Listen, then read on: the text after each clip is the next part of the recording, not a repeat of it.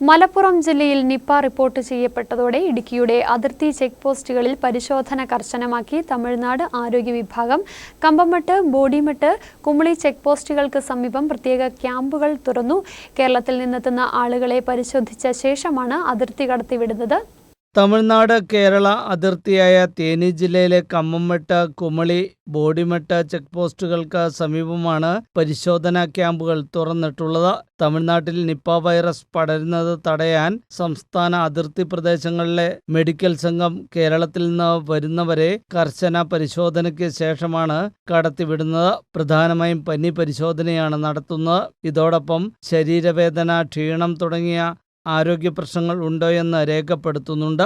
പനിയോ മറ്റ് ആരോഗ്യ പ്രശ്നങ്ങളോ കണ്ടെത്തുന്നവരെ ഉടൻ തന്നെ അടുത്തുള്ള ആരോഗ്യ കേന്ദ്രത്തിലേക്ക് അയക്കുകയും ബോധവൽക്കരണം നടത്തുകയും ചെയ്യും.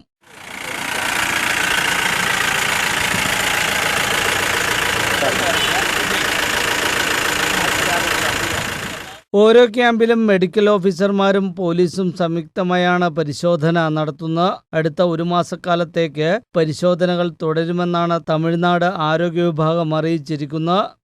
ന്യൂസ് ബ്യൂറോ, രാജകുമാരി.